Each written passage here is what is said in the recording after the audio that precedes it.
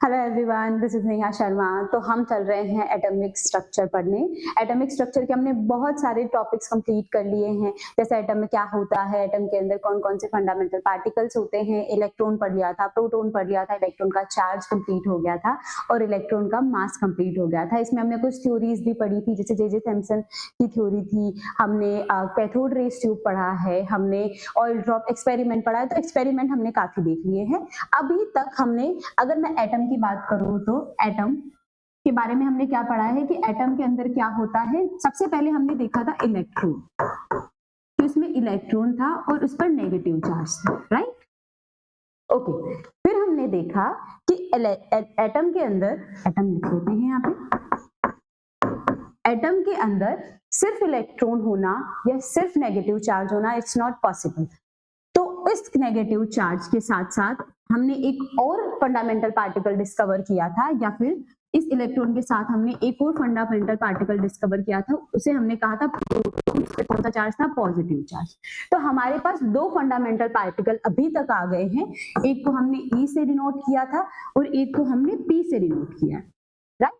तो मतलब हमारी जो थ्योरी थी, हमारा जो क्वेश्चन था इलेक्ट्रॉन पढ़ने के बाद कि क्या एटम एक नेगेटिव चार्ज एलिमेंट है, क्योंकि हम तो इतने टाइम से पढ़ते आ रहे हैं कि ये न्यूट्रल है, तो नेगेटिव चार्ज पार्टिकल है क्या? तो वो क्वेरी हमारी क्लियर हो गई थी यहाँ पे कि एटम के अंदर प्रोटॉन के साथ साथ इलेक्ट्रॉन या इलेक्ट्रॉन के साथ साथ प्रोटॉन भी है, इस वजह से ये एक तरह से न्यूट्रल बिहेव करेगा। ऑब्वियस सी बात है, पॉजिटिव और नेगेटिव एक दूसरे को क्या करेंगे? न्यूट्रलाइज कर देंगे, ठीक है। तो यहाँ तक हमारी ऑलमोस्ट जो सारी एटम की रेस्पेक्ट में क्वेरीज थी वो खत्म हो गई थी। तो अगर हमारी सारी क्वेरीज खत्म हो जाती है तो हम नहीं सोचते फिर इतना चीजों के बारे में, तो काफी टाइम तक कोई डिस्कवरी ही नहीं हुई एटम के बारे में कि एटम में और क्या हो सकता है। बट धीरे धीरे और एटम मिलते गए और एटम मिलते गए, तो देखा जाने लगा कि यार एटम के अंदर इलेक्ट्रॉन्स के काउंट बहुत ज्यादा बढ़ रहे हैं, राइट? और प्रोटॉन्स के काउंट भी उतने ही बढ़ रहे हैं। बट एक तरह से देखा जाए तो डिस्कवरी हुई कि मास जो है वो डेंस है, मतलब इलेक्ट्रॉन की रेस्पेक्ट में जो मास है वो काफी डेंस है ना? तो उसको उन सारे इलेक्ट्रॉन्स को पकड़ के रखना है। बट प्रोटॉन इलेक्ट्रॉन के बराबर है तो उन दोनों की पावर तो सेम होनी चाहिए, दोनों सेम पावरफुल होने चाहिए। मतलब प्रोटॉन के पास में ऐसे कुछ पावरफुल एलिमेंट्स है, या ऐसे बोल सकते हो सुपर पावर है, जो सारे इलेक्ट्रॉन्स को खुद पकड़ के बैठा है। तो वो सुपर पावर क्या है, ये हम आज सीखेंगे। तो एटम के अंदर यहाँ पर अभी अपन डिस्कस नहीं किया है हमने कि एटम के अंदर प्रोटॉन इलेक्ट्रॉन कहाँ होते हैं, तो नहीं बात करेंगे इस बारे में। बट हाँ, देखिए प्रोटॉन और इलेक्ट्रॉन है, ये हमें पता चल गया है। तो उसके बाद एटम के अंदर कुछ टाइम तक तो कोई डिस्कवरी हुई नहीं, उसके बाद देखा गया कि शायद एटम के अंदर कुछ हो सकता है। ये हमें बताया था चैडविक ने। चैडविक ने हमें कहा, ज्यादा लंबा एक्सपेरिमेंट नहीं है, उसने कहा कि शायद एटम के अंदर प्रोटॉन के साथ साथ ऐसा कुछ पार्टिकल हो सकता है जिसमें मास हो, ताकि डेंसिटी आ सके। तो उन्होंने एक एक्सपेरिमेंट किया, उन्होंने एक बीम ली, ठीक है, अल्फा पार्टिकल की, जो अल्फा पार्टिकल छाटते, ठीक है, इसको ऊपर भेज देते हैं। अरे भाई ऊपर चला गया, ठीक है। तो उन्होंने एक बीम ली अल्फा पार्टिकल की, जो अल्फा पार्टिकल छाटते, तो अल्फा पार्टिकल ऐसे ऐसे करके निकलते, ठीक है।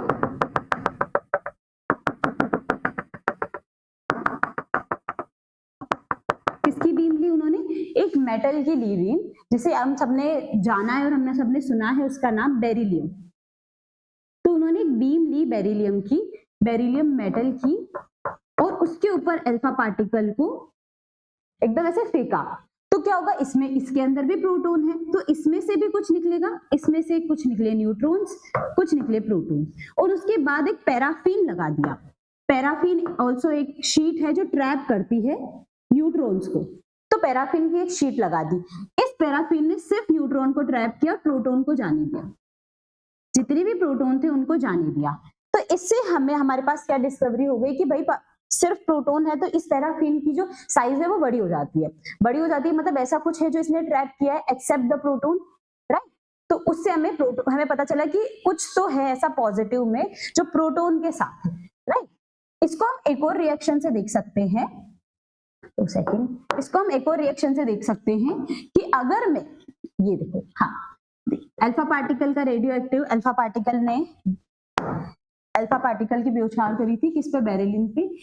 तो यहाँ से ये न्यूट्रॉन प्लस प्रोटॉन निकले, बट इसने प्रोटॉन को न्यूट्रॉन को ट्रैप कर दिया और सिर्फ प्रोटॉन आगे गए, जिसको डिटेक्टिव डिवाइस पे डिटेक्ट कर लिया। तो यहाँ पर कुछ चेंजेस आए, जो हमने कहा कि ऐसा कुछ तो था मास में, प्रोटॉन तो इधर आ गए सारे, तो यहाँ पे क्या ट्रैप्ड हुआ है, वो जो ट्रैप पार्टिकल था उसे हमने न्यूट्रॉन कहा। और इसको एक और रिएक्शन से देखा जा सकता है। अगर हम रिएक्शन की बात करें तो जो बेरिलियम है, बेरिलियम ली है, बेरिलियम का एटॉमिक नंबर होता है बेटा 4, हाइड्रोजन, हीलियम, लिथियम, बेरिलियम। तो बेरिलियम का एटॉमिक नंबर है 4। तो इसका मास कितना होगा, हमने अभी ही पढ़ा था कुछ टाइम पहले कि जितने प्रोटॉन होंगे उसके अमाउंट में न्यूट्रॉन होंगे। हमने अभी स्टार्टिंग में बात करी थी एटम में प्रोटॉन न्यूट्रॉन कैसे निकालते। तो प्रोटॉन अगर 4 है तो न्यूट्रॉन भी 4 होंगे, तो टोटल 8 मास होना चाहिए, बट इसका होता है 9। ठीक है, कुछ एक्सेप्शनल केस होते हैं, तो इसका हो गया 9। रिएक्ट करेगा, किससे रिएक्ट कराता है, अल्फा पार्टिकल से। हीलियम होता है अल्फा पार्टिकल, 4 2 क्या बनाएगा, कार्बन बनाएगा। कार्बन 6 12 और उसके साथ में हमें नहीं पता क्या है। ठीक है, तो हमने इस रिएक्शन को देखा, देखो 4 और बहुत बढ़िया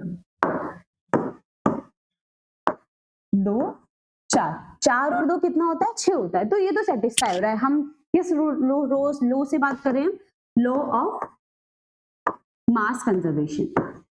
ये आपको नहीं पता है तो कोई बात नहीं, नाम सुन लो, धीरे धीरे सब पढ़ेंगे। लॉ ऑफ मास कंजर्वेशन कहता है कि mass neither be created nor be destroyed. तो देखो प्रोटॉन्स की बात करूं मैं तो 4 और 2 6 हो गए, चलो इसको तो सेटिस्फाई कर रहा है, बट 9 और 4 कितने होने चाहिए, 9 10 11 12 13 होना चाहिए, है कितना 12। मतलब यहाँ पर ऐसी कोई स्पीशीज निकल रही है जिसके पास मास तो है पर चार्ज नहीं। तो धीरे धीरे हमने इसको नाम दिया न्यूट्रॉन, जिसके पास मास होता है पर चार्ज नहीं होता। तो ये एक न्यूट्रल पार्टिकल है, they are neutral particle.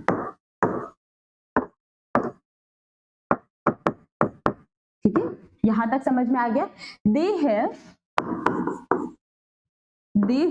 Higher mass as compare to proton. हमारे पास ये ओवरऑल कंक्लूजन है कि ये लॉ ऑफ मास कंजर्वेशन को रिएक्शन फॉलो करती थी। तो इससे हमें पता चला कि ऐसा कोई पार्टिकल निकल रहा है जिसके ऊपर मास तो है पर चार्ज कुछ भी नहीं है। तो ये चार्ज नहीं होता इन पे मास होता है। अगर इन पे मास होता है तो हम ये कहते हैं कि ये न्यूट्रल पार्टिकल है और इनका मास ना स्लाइटली हायर आता है एज कंपेयर टू प्रोटॉन। तो हमने मतलब अब तक के तीनों एलिमेंट जो हमने अभी तक पढ़े हैं पूरी ही केमिस्ट्री के अंदर, वो तीनों डिस्कवर कर लिए, जिसमें इलेक्ट्रॉन हो गया, प्रोटॉन हो गया और आज हमारा न्यूट्रॉन भी हो गया। आई होप आपको ये तीनों पार्टिकल, सब एटॉमिक पार्टिकल या फंडामेंटल पार्टिकल भी हम वर्ड यूज कर सकते हैं, ये तीनों समझ में आए हैं। तो एक बार कंक्लूड कर लें, ठीक है, तो कंक्लूड करते हैं। मैंने ले लिया एक इलेक्ट्रॉन,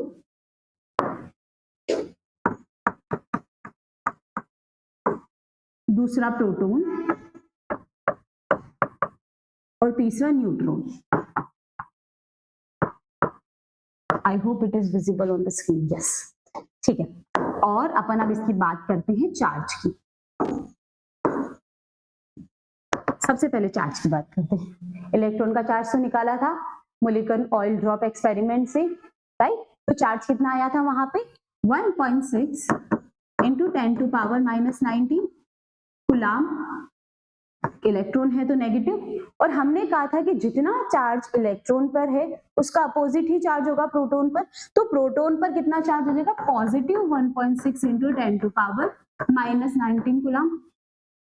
सॉर्टेड है, ठीक है। और न्यूट्रॉन पे कितना चार्ज है, न्यूट्रॉन पे तो चार्ज ही नहीं था ना, this is a neutral particle, तो हम न्यूट्रॉन को 0 कर देंगे, ठीक है। और उसके बाद हम बात करते हैं, अब देखो, हाँ, इसके बाद एक और इंपॉर्टेंट चीज, क्या हम हर जगह यही रखेंगे, क्या हम हर जगह इतने बड़े बड़े चार्ज की वैल्यू रखने वाले हैं क्या, नहीं। कभी भी किसी चीज को सिंप्लीफाई करना होता है ना बेटा, तो हम हर जगह इतनी बड़ी बड़ी चीजें नहीं रख सकते। 1.6 इंटू 10⁻⁻19 कैलकुलेशन करने में डर जाएंगे हम। तो उसको सिंप्लीफाई करने के लिए जो भी छोटी डिजिट है उससे डिवाइड कर दो सबको। मैम यहाँ पे तो तीनों ही बराबर है, 0 से डिवाइड कर दो, 0 इंफिनिटी है बेटा। ठीक है, तो मैं क्या कर सकती हूँ, मैं इनमें से जो डिजिट है इसको साइड में कर लेते हैं फॉर बेटर अंडरस्टैंडिंग। इनमें से जो डिजिट है इंटू 10 टू पावर माइनस 19 है, इसी को ही डिवाइड कर दो। 1.6 इंटू 10 टू पावर माइनस 19, तो ये किससे कट गया, 1 से कट गया, मतलब 1 आएगा। ठीक है, तो रखो यहाँ पे 1, मतलब चार्ज रिलेटिव, इस वर्ड को हम बोलते हैं रिलेटिव, जिसको हम इजीफाई करते हैं। रिलेटिव चार्ज क्या आएगा इसका, रिलेटिव चार्ज आएगा इसका -1, इसका आएगा +1 और इसका तो 0 है। ठीक है, तो जब भी हम इलेक्ट्रॉन की या प्रोटॉन के चार्ज की बात करते हैं तो इसका -1 आता है, इसके लिए इलेक्ट्रॉन के लिए जो इजीफाई करता है, मतलब हम कह सकते हैं कि किसी भी एनायन पे जो एक इलेक्ट्रॉन को हमें दिखाना है तो हम उसको -1 लिख देंगे। किसी एनायन से हमें या कैटायन पे हमें एक प्रोटॉन एक्स्ट्रा दिखाना है तो हम उसको क्या लिख देंगे, +1 लिख देंगे। ये इजीफाई हो जाएगा हमारे लिए। ठीक है, रिलेटिव चार्ज हो गया। अब मास की बात करते हैं। मास निकाला था हमने, चार्ज बाय मास रेशियो था हमारे पास में, तो हमने चार्ज निकाला था मोलिक्यूलर ऑयल ड्रॉप से, फिर हमने उस रेशियो में रख दिया था तो हमारे पास मास आ गया था। मास आया है हमारे पास 9.1 into 10 to power -31 kg। Electron की बात कर रही हूँ मैं। ठीक है, ये जैसे इनका क्या करेंगे, इनका मास तो हमारे पास है ही नहीं। बट मैंने तुम्हें, अगर तुम्हें याद हो तो मैंने तुम्हें एक चीज बोली थी, ये जो सबसे छोटा प्रोटॉन होता है वो होता है H+, राइट। तो ये एक तरह का एटम है और एटम का मास क्या निकाला जा सकता है। हाँ, हम धीरे धीरे, जब अभी नेक्स्ट टॉपिक आएगा मोल कॉन्सेप्ट, तो हम एटम का मास भी निकालने की कोशिश करेंगे उसके अंदर। तो अभी के लिए तुम लिख लो कि एटम का मास होता है 1.67 into 10 to power -24 kg। I hope it is understandable कि मैं क्या बताना चाह रही हूँ। तो 1.67 इंटू 10 टू पावर -24, ये तो ग्राम में होता है, kg7 हो जाएगा। ठीक है, kg। तो ये हमारे पास में किसी H+ का मास है।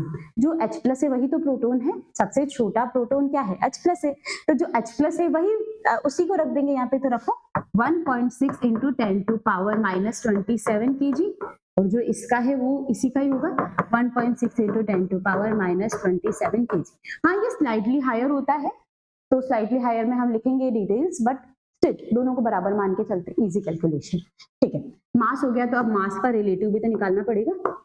तो रिलेटिव मास कितना आ गया हमारे पास में, रिलेटिव मास आ गया। चलो अब रिलेटिव मास में क्या करूं मैं, जो भी डिजिट बहुत ज्यादा छोटी है उनको डिवाइड कर दूं, या फिर मुझे लग रहा है कि 1.6 इसमें भी है, 1.6 इसमें भी है ना, तो मैं क्या करती हूँ, इजी हो जाएगा, इन दो, इसको इस डिजिट को डिवाइड कर देती हूँ दोनों में। तो इसको इसी में डिवाइड करा 1, इसको इसी में डिवाइड करा 1, और जब आप इसको इसमें डिवाइड करोगे तो आपके पास आंसर आएगा 1.801, 1 डिवाइडेड बाई 1840। मतलब ये ज्यादा हैवी होते हैं, ये थोड़ा सा लाइट होता है। ठीक है, ये आई होप एक बार देख लो कि ये है अपना पूरा कंक्लूजन किसका, चार्ज का, रिलेटिव चार्ज का, मास का और रिलेटिव मास का। ये थोड़ा बहुत समझ में आया है या नहीं आया है, एक बार प्लीज ये बताना। इसको हटा देते हैं, नहीं रहने दो, ब्रैकेट में लिखो, काम आएगा, पूछूंगी मैं मोल कॉन्सेप्ट में।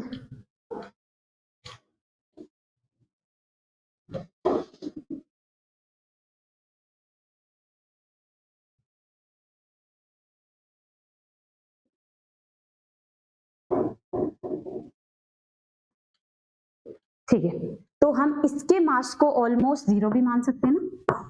ठीक है, तो ये है हमारे पास में charge by mass ratio overall. I hope it is understandable कि भाई कैसे किस किस को कैसे रिलेट किया जा सकता है। इसमें कोई भी डाउट है तो आप प्लीज कमेंट कर देना, किसी भी टॉपिक में हो तो। ठीक है, अब हमारा नेक्स्ट टॉपिक है स्पेशल टर्म्स। स्पेशल टर्म्स मतलब ऐसे वर्ड्स जो हम एटॉमिक स्ट्रक्चर के अंदर यूज करने वाले हैं अब से। ठीक है, तो नया टॉपिक आज हम पढ़ रहे हैं स्पेशल टर्म्स। किसी को कोई भी नॉलेज है स्पेशल टर्म्स के बारे में तो please tell me. Okay, two special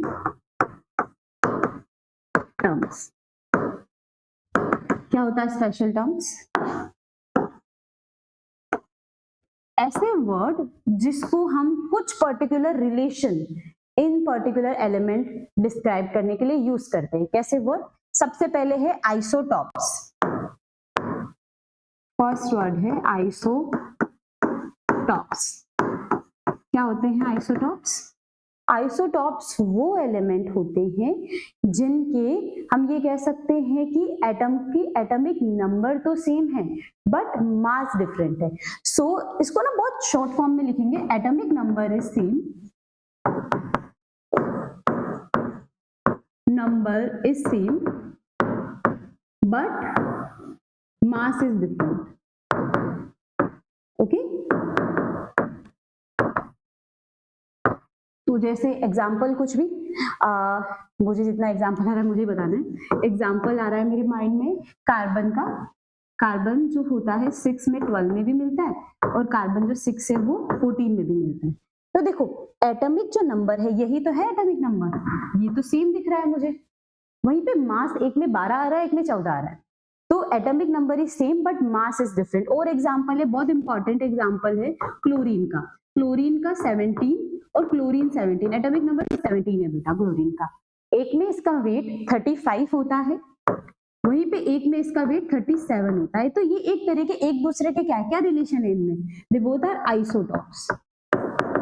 तो ये वर्ड हम यूज करेंगे आगे कि आइसोटॉप्स क्या होते हैं, आइसोबार्स क्या होते हैं, आइसो इलेक्ट्रॉनिक क्या होते हैं, बहुत सारी चीजें पढ़नी है हमें इन स्पेशल टर्म्स में। तो जब मास सेम है, सॉरी मास डिफरेंट है और नंबर सेम है, तो हम उसको क्या बोल देंगे, हम उनको बोल देंगे आइसोटॉप्स। ये दो एग्जांपल है हमारे पास में आइसोटॉप के। आइसोटॉप के बाद में आता है सेकंड है हमारे पास में आइसोटॉप्स के बाद आइसोबार। आइसोबार्स, आइसोटॉप का भाई, आइसोटॉप, आइसोबार क्या, आइसोटॉप का भाई मतलब ऐसे एलिमेंट एटम विच हैव, इसमें देखना है ना, कंपेयर करना दोनों में क्या डिफरेंस है। एटम विच हैव ए बार, बार मतलब बार उठाते अपन, पत्थर उठाते बार, तो मैंने ना ऐसे याद कर रखा है कि बार मतलब वजन। बार अब तुम तो जानते नहीं होंगे पर घर पे ना उसे तोलने के लिए काम आता है बार, है ना, हमारे घर पे वही बोलते, तो वो उससे मैंने वजन याद रखा है। और वजन मतलब विच एटम विच है एटॉमिक, एटॉमिक मास मतलब वजन, वजन same but atomic number different.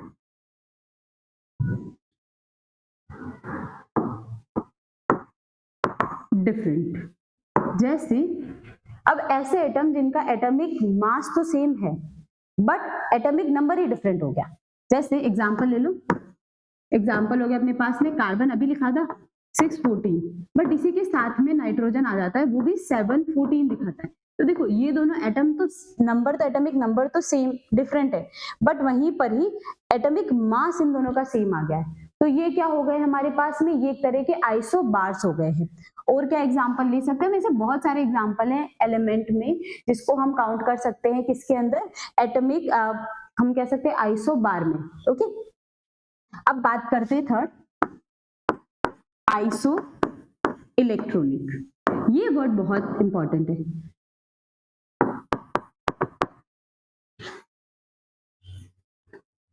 Third word लिखते हैं अपन iso electronic.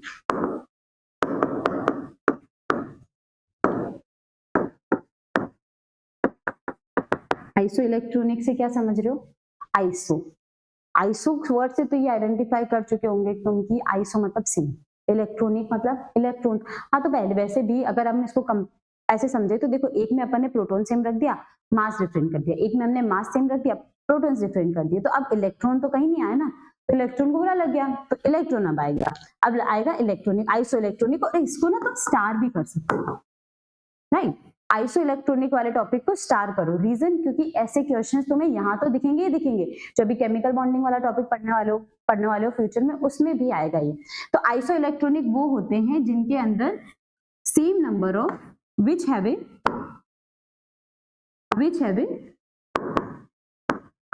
Same number of electron, number of electron. जैसे काउंट करते हैं हम सोडियम प्लस और नियोन, इन दोनों की बात करते हैं। अब नियोन की बात करूं तो hydrogen, helium, lithium, beryllium, boron, carbon, nitrogen, oxygen, fluorine, neon. 10 पे आता है, तो 10 में जितने प्रोटॉन हैं उतने ही इसमें क्या है, उतने ही इलेक्ट्रॉन होंगे, तो इसमें 10 है। सोडियम किस पे आता है, hydrogen, helium, lithium, beryllium, boron, carbon, nitrogen, oxygen, fluorine, neon, sodium. तो ये 11 पे आता, 11 में से एक इलेक्ट्रॉन हमने निकाल दिया, कितने बचे, 10। तो इन दोनों में इलेक्ट्रॉन सेम है। तो ऐसे स्पीशीज जिनके अंदर इलेक्ट्रॉन सेम है, सेम काउंट है इलेक्ट्रॉन का, उसे हम क्या बोलेंगे, आइसो इलेक्ट्रॉनिक। आई होप ये 3 कॉन्सेप्ट तुम्हारे लिए थोड़े से क्लियर हुए हैं कि आइसोटोन्स क्या होता है, आइसोबार्स क्या होता है। अब पढ़ते हैं आइसोटॉप्स। नेक्स्ट है हमारे पास में isotopes.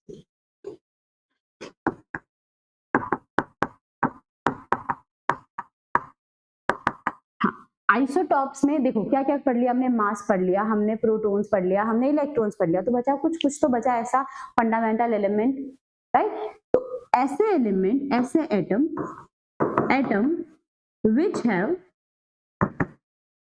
which have same number of neutron, मतलब न्यूट्रॉन्स का अमाउंट सेम होगा। जैसे कार्बन ले लेते,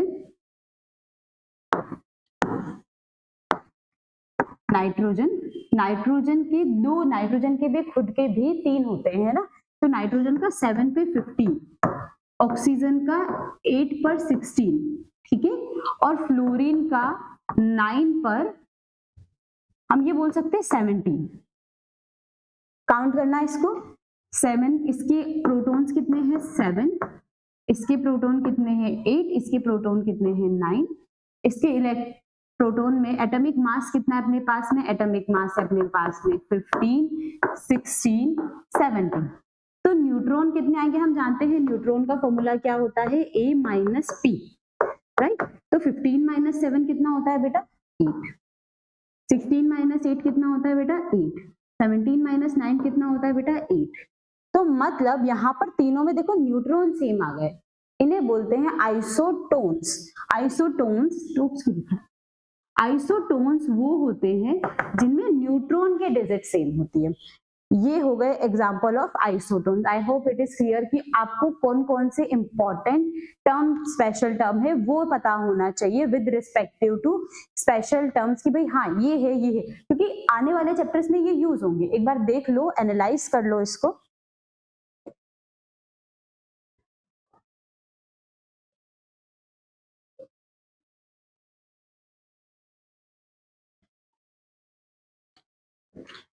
ठीक है, तो ये हमने कुछ पढ़ लिए हैं एटम, क्या किस किस के बारे में पढ़ लिया हमने पढ़ लिया आइसोटॉप्स के बारे में, टोन्स के बारे में, आइसो इलेक्ट्रॉनिक्स के बारे में और आइसोबार्स के बारे में। ठीक है, अब हम पढ़ेंगे, देखो यहाँ तक हमें समझ में आ गया कि किसी एक एटम के अंदर इलेक्ट्रॉन होता है, प्रोटॉन होता है और न्यूट्रॉन होता है। यहाँ तक सब क्लियर है। अब होता तो है पर है कहाँ, पोजीशन भी तो पता होनी चाहिए।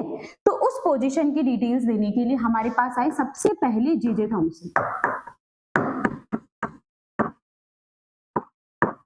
जे थॉमसन का तुमने पढ़ा भी है जे थॉमसन के बारे में कि इसने एक जो एटम था इसको ना वाटरमेलन से कंपेयर किया, plum pudding model.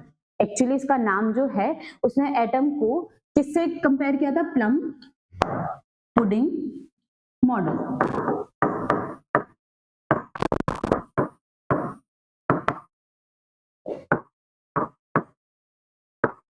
Plum pudding model में उसने ये कहा कि शायद कोई एक्सपेरिमेंट के बिना उसने बस सोचा कि शायद एटम ऐसा हो कि उसके अंदर सब जगह पर, जैसे अपने वाटरमेलन को ही बनाते हैं, सब जगह पर मास जो भरा हुआ है, मास मतलब प्रोटॉन और न्यूट्रॉन सब जगह मिल जाएंगे आपको, वहीं पर ही इलेक्ट्रॉन उनमें कहीं पर, मतलब वापस में बोल देती हूँ, जे थॉमसन ने ये कहा कि कोई जो एटम है वो इस तरीके का है कि वाटरमेलन का जो शेप होता है ना, मतलब उसके अंदर अपन देखते हैं रेड प्लम होता है ना, वो वैसा पूरा भरा हुआ है और उसमें जैसे काले काले कहीं पे बीज है ना, इमर्स्ड है, मतलब अंदर भी फंसे हुए हैं, राइट। वैसे बीज कहीं पे फंसे हुए इलेक्ट्रॉन्स हैं।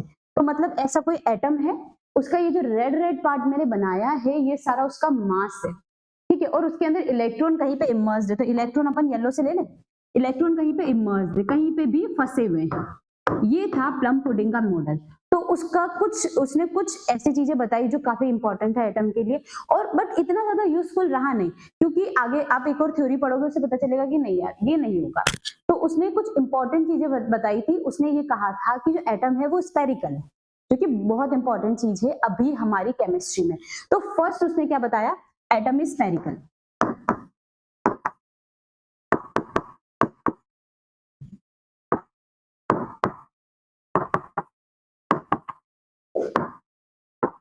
और उसने डायामीटर भी बता दिया था, 10⁻⁻10 मीटर। ठीक है, स्फेरिकल होता है शेप में। उसके अंदर प्रोटॉन फैले हुए होते हैं, मतलब प्रोटॉन या न्यूट्रॉन फैले हुए होते हैं, और इलेक्ट्रॉन इमर्स्ड होता है। तो स्फेरिकल होता है शेप में। उसने इसको कंपेयर किया, compare to watermelon and plum pudding.